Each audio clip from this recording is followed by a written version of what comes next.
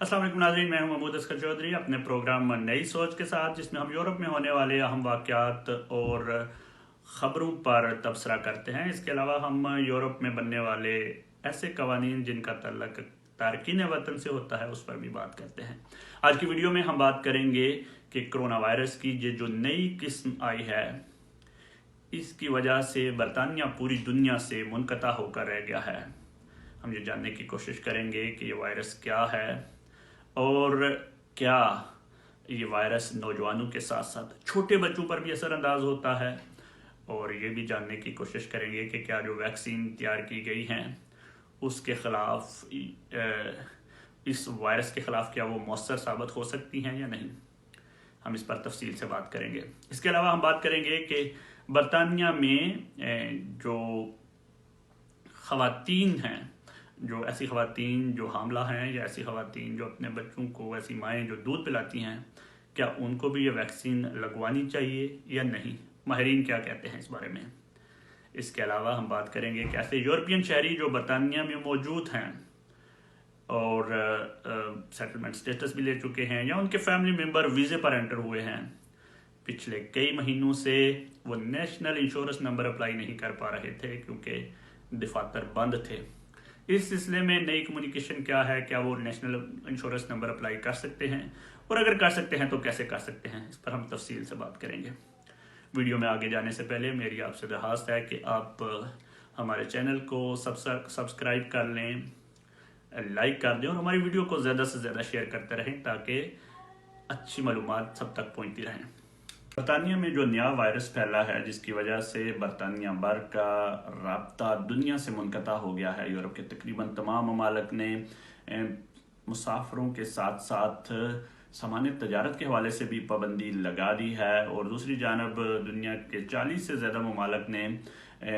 बरतानिया से आने वाली परवाज़ों पर पाबंदी लगा दी है, जिसमें अब पाकिस्तान भी शामिल हो गया है। हुकूमत पाकिस्तान की जानब से जारी नोटिस के तहत 29 दिसंबर तक जो लोग बरतानिया से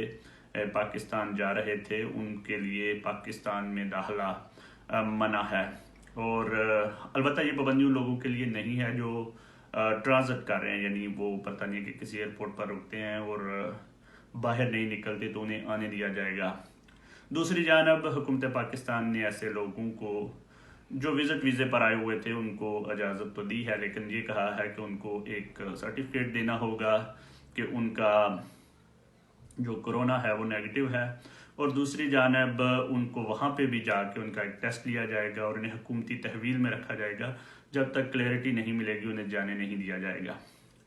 ये वायरस एकदम से कैसे आ गया? अभी 2 हफ्ते पहले तो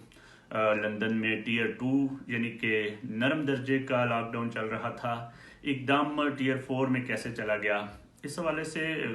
तमाम डॉक्टर्स भी परेशान हैं। वैसे तो ये जो नया वायरस है ये सितंबर में इसके कुछ केसेस सामने आ गए थे, फिर अक्टूबर में ये इनकी रफ्तार बहुत बढ़ गई, 1 तिहाई तक चले गई और अब ये 2 तिहाई तक पहुंच गए हैं। तो माहिरीन का ये ख्याल है, और बोरिस जॉनसन ने उन्हीं ख्यालात की बिना पर कहा था कि ये 70% ज़्यादा तेज़ी से फैल रहा है। तो इस वजह से पूरी दुनिया में एक अलार्मिंग सिचुएशन हो गई है और हर चीज़ जो है वो स्टॉप हो गई है। वायरस जो है वो म्यूटेशन करते हैं, वायरस अपनी जीनियाती हैयत जो है वो तब्दील करते रहते हैं, ये अक्सर होता है। और इस दफ़ा भी ये कोई चीज़ नई नहीं थी, शुरू से ही माहिरीन सेहत और तहकीक करने वाले साइंसदान ये कह रहे थे कि ऐसा होगा, बल्कि ऐसा हो चुका था। जो वायरस वुहान में चाइना में आया था वो वायरस वो नहीं रहा था जो स्पेन में और बाद में इटली में आकर अपनी जो हैयत है वो तब्दील करता रहा है। इस वक्त ख़तरे की बात इस नए वायरस में ये है कि ये ना सिर्फ बहुत तेज़ी से फैलता है बल्कि इसका असर नौजवानों पर भी होता है। अब इस बात पर तहकीक की जा रही है कि कहीं ये बच्चों के लिए तो खतरनाक नहीं है, कहीं ये बच्चों में तो नहीं फैल सकता, क्योंकि पहला जो वायरस था कोरोना का वो बच्चे उससे महफूज थे पूरी दुनिया में, तो इसीलिए बहुत से ममालिक में स्कूल वगैरह खुले रहे और अभी खुले हैं। لیکن کل بورس جانسن نے کہا ہے کہ اب اس بات کی تحقیق کی ضرورت ہے کہ کیا بچوں پر یہ بری طرح اثر انداز تو نہیں ہوتا، کیونکہ اس کی بنا پر ہی جو ہے وہ جنوری میں یہ فیصلہ کرنا پڑے گا کہ تعلیمی ادارے کھولنے ہیں یا نہیں، کیونکہ اگر یہ ثابت ہو گیا کہ یہ وائرس بچوں پر بھی اثر انداز ہوتا ہے تو ایک بہت بڑا ایشو دنیا کے لیے پھیلا ہوگا۔ دوسری جانب نہ صرف مسافروں کی نقل و حرکت روک دی گئی ہے، بلکہ فرانس کے ساتھ جو چینل ہے جس کے ذریعے یہاں سے ٹرکس وغیرہ سامان لے کر جاتے ہیں، فرانس نے کل سے 48 گھنٹے کے لیے بلاک کر دی تھے سارے ٹرک، اور ایک اندازے کے مطابق تقریباً 1500 کے قریب ٹرک جو ہیں وہ کھڑے ہیں اور فرانس ان کو انٹر نہیں ہونے دے رہا۔ اس سلسلے میں فرانس کے جو وزیر ہیں، ان کی جو یو کے کی وزیر ہیں پریت پٹیل، ان سے بات بھی ہوئی ہے، کوشش ہو رہی ہے، گفت و شنید ہو رہی ہے کہ اس بلاکیج کو روکا جائے، کیونکہ یہ ایک بہت بڑا ایشو بن گیا ہے، لیکن ابھی تک فرانس حکومت اس پر نرمی نہیں کر رہی، اور بورس جانسن اور فرانس کے جو صدر ہیں میکرون، ان کی آپس میں بات بھی ہو رہی ہے، اور امید کی جا رہی ہے کہ یہ جلد سے جلد روکا جائے گا، اس بلاکیج کو ختم کیا جائے گا اور آمد و رفت شروع ہو سکے گی، کیونکہ اس کے بہت زیادہ نقصانات ہیں۔ بہت زیادہ ٹرک، ایک اندازے کے مطابق تقریباً 10,000 کے قریب جو گاڑیاں ہیں ٹرک وغیرہ وہ ان دو ممالک کے درمیان سفر کرتے ہیں اور اس چینل سے گزرتے ہیں، تو یہ بہت بڑا ایشو بن جائے گا۔ 3-4 ایسے موضوعات ہیں جن کی وجہ سے ایشو بنے گا۔ سب سے پہلے تو سپر مارکیٹس میں کرسمس کا آپ کو پتہ ہے کہ سیزن ہے، لوگ شاپنگ کرنے جا رہے ہیں، تو سامان ادھر سے ادھر پورے یورپ میں اور پوری دنیا میں پھیل رہا ہے، تو اگر اس کو سٹاپ کر دیا گیا تو یہ بہت بڑا ایشو ہو جائے گا۔ دوسری جانب جو فوڈ کی آرگنائزیشنز ہیں، ان کا کہنا ہے کہ یورپ سے اور دیگر ممالک سے جو فوڈ یعنی کھانے پینے کی اشیاء آتی ہیں وہ بھی براہ روڈ آتی ہیں، تو اگر اس طرح یہ بلاکیج جاری رہا تو بہت بڑی کمی ہونے کا اندیشہ ہے۔ حالانکہ حکومت اس بارے میں بورس جانسن یہ بتا چکے ہیں کہ اس میں پریشانی کی کوئی بات نہیں ہے، لیکن اس کے باوجود اس مسئلے کو جلد حل کرنے کی ضرورت ہے۔ رائل میل جو ہے ڈاک کا نظام وہ تباہ ہو گیا ہے، روک دیا ہے، سسپینڈ کر دی گئی ہے سروسز۔ رائل میل نے یہ اعلان کیا ہے کہ وہ نہیں بھیج رہے، تو اس طرح ایک نظام زندگی جو ہے وہ بری طرح متاثر ہوا ہے، مسافروں کے حوالے سے، سامان تجارت کے حوالے سے، ڈاک کے حوالے سے، ٹرینوں پر بھی یہی مسئلہ ہے۔ بائی ایئر تو پروازیں جو ہے وہ تقریباً میں نے کہا کہ 40 ممالک میں بند کر دی گئی ہیں، یورپ کے تقریباً سبھی ممالک کا برطانیہ سے رابطہ منقطع ہو گیا ہے، تو یہ ایک بہت بڑا بحران ہے جو آ گیا ہے اس نئی قسم کے حوالے سے۔ دوسری جانب ایک چیز جو ماہرین کا کہنا ہے، WHO یعنی ورلڈ ہیلتھ آرگنائزیشن نے یہ دعویٰ کیا ہے کہ ابھی تک اس بات کا کوئی ایویڈنس یا کوئی ثبوت سامنے نہیں آیا کہ یہ وائرس زیادہ خطرناک ہے، صرف یہ ہے کہ ایک نیا وائرس ہے، تیزی سے پھیل رہا ہے، تو اس وجہ سے لوگوں کو پریشانی ہو رہی ہے اور ہونی بھی چاہیے۔ ایک اور بہت بڑا کویسچن ہے کہ کیا یہ وائرس جو میوٹیشن ہو گئی ہے، جو اپنی ہیئت تبدیل کر چکا ہے، کیا جو پہلے سے ویکسین ایجاد ہو چکی ہیں وہ اس کو روکنے میں کامیاب ہو سکیں گی؟ تو امید افزا جواب یہ ہے کہ ان کا خیال ہے کہ جو ویکسین ہے وہ بالکل اس کو بھی روک سکیں گی، تو اس لیے اتنا زیادہ پریشان ہونے کی ضرورت نہیں ہے۔ ورلڈ ہیلتھ آرگنائزیشن اور برطانیہ جو ہے اس میں میٹنگز جاری ہو گئی ہیں، اس مسئلے کو، اس بحران سے نکلنے کے لیے یورپی یونین کی میٹنگز بھی ہیں، تو بہت جلدی اس کا کوئی نہ کوئی نتیجہ نکل آئے گا، اور اس طرح نظام زندگی معطل نہیں کیا جا سکتا۔ لیکن ایک چیز تو کنفرم ہے کہ اس کے خطرناک ہونے یا نہ ہونے کا تو اندازہ یا پتہ نہیں ہے، لیکن اس کی وجہ سے جو معیشت کو نقصان ہے وہ بہت برا ہوگا۔ فائزر کی کرونا ویکسین کے حوالے سے یہ بحث بہت زیادہ اہمیت کا اختیار کر گئی ہے کہ کیا ایسی خواتین جو حاملہ ہیں یا ایسی خواتین جو بچوں کو دودھ پلا رہی ہیں، ایسی مائیں، ان کو کرونا ویکسین لگوانی چاہیے یا نہیں؟ اس پر بہت سے ممالک تقسیم ہیں۔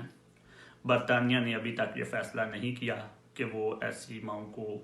یا ایسی خواتین کو ویکسین لگائے گا یا نہیں، اور امریکہ نے یہ کہا ہے کہ یہ ان خواتین کی مرضی پر ہوگا کہ وہ ویکسین لگوانا چاہتی ہیں یا نہیں۔ ماہرین اس سلسلے میں کیوں سستی کا مظاہرہ کر رہے ہیں، اس کی وجہ یہ ہے کہ ابھی تک ان کا خیال ہے کہ ان کے پاس ایسا ڈیٹا موجود نہیں ہے جس کے تحت یہ بتایا جا سکے کہ جو حاملہ خواتین ہیں وہ اگر ویکسین لگواتی ہیں یا دودھ پلانے والی مائیں اگر ویکسین لیتی ہیں تو وہ ان کے بچوں پر اثر انداز تو نہیں ہوگا. تو اس لیے ابھی جب تک اس کے مکمل ڈیٹا نہیں آئے گا، جب تک اس کے بارے میں سائنسدانوں کی یا ریسرچرز کی مکمل تحقیق نہیں آئے گی، اتنی دیر تک خواتین شاید یہ ویکسین نہ لگوا سکیں. جو لوگ ریسنٹلی یورپ سے برطانیہ منتقل ہوئے ہیں ان کی جانب سے یہ شکایت تھی کہ انہیں نیشنل انشورنس نمبر ان کا نہیں بن رہا تھا.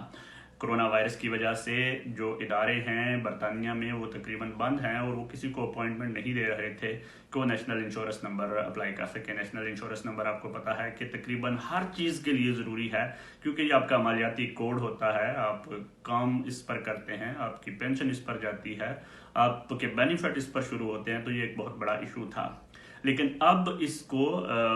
حکومت کی ویب سائٹ پر یہ اعلان کیا گیا ہے کہ اس ایشو کو اس طرح دور کیا گیا ہے کہ آپ کو وہ انٹرویو نہیں دیں گے، انٹرویو کی ڈیٹ نہیں دیں گے، بلکہ اگر آپ انہیں فون کرتے ہیں تو وہ آپ کے گھر میں اپلیکیشن فارم بھیج دیتے ہیں. یہ 2 قسم کی درخواست ہوگی. آپ نے اپلیکیشن فارم بھی فل کرنا ہے، مینولی فل کر کے ان کو بائی ڈاک بھیجنا ہے، اور آپ نے آن لائن جا کر بھی اپلائی کرنا ہے. یاد رہے کہ آن لائن اپلائی صرف وہی لوگ کر سکتے ہیں جن کو حکومت کی جانب سے گھر میں لیٹر آئے گا. اگر کوئی دوسری ایجنسی یا کوئی ایجنٹ یا کوئی وکیل آپ کو کہہ رہا ہے کہ جی میں آپ کا کر دیتا ہوں، اتنے پیسے دیں، تو یہ فراڈ ہے. اس سلسلے میں بہت سے لوگوں کے ساتھ فراڈ ہوا بھی ہے. حکومت اپنے اس نیشنل انشورنس نمبر کے لیے کسی سے کوئی پیسے نہیں لیتی. تو میری آپ سے یہی ایک گائیڈنس ہے کہ آپ کو حکومت کو فون کرنا چاہیے، اور اگر آپ لیگلی یو کے میں رہ رہے ہیں، اگر آپ کے پاس ویلڈ ویزا ہے، آپ کی وائف کے پاس یا آپ کے فیملی ممبرس کے پاس ویلڈ ویزا ہے، تو آپ فون کر سکتے ہیں. اگر آپ کو سیٹلمنٹ سٹیٹس، پری سیٹلمنٹ سٹیٹس مل گیا ہے تو بھی آپ لیگل ہیں. آپ ان کو فون کر کے ان سے اپلیکیشن فارم منگوا سکتے ہیں اور اس کو مینولی فل کر کے بھیجیں اور آن لائن بھی بھیجیں، اور اس طرح آپ اپنا نیشنل انشورنس نمبر حاصل کر سکتے ہیں. کرونا وائرس کی یہ جو نئی قسم آئی ہے، یہ بظاہراً ایسا لگ رہا ہے کہ بہت خطرناک ہے. خطرناک اس لحاظ سے ہے کہ بڑی تیزی سے پھیل رہی ہے، لیکن یہ انسانی صحت کے لیے کتنا خطرناک ہے اس پر ابھی کوئی ڈیٹا نہیں آیا. تو اس پر بہت زیادہ پریشان ہونے کی ضرورت نہیں ہے. اصول وہی ہے، اگر آپ وائرس سے بچنا چاہتے ہیں تو اپنے آپ کو سیف رکھیں، ہاتھ دھوتے رہیں، منہ پر ماسک رکھیں، اور جو حکومتیں جو قانون بناتی ہیں ان کو فالو کرتے رہیں. اللہ آپ سب کا حامی و ناصر ہو. دعاؤں میں یاد رکھے گا.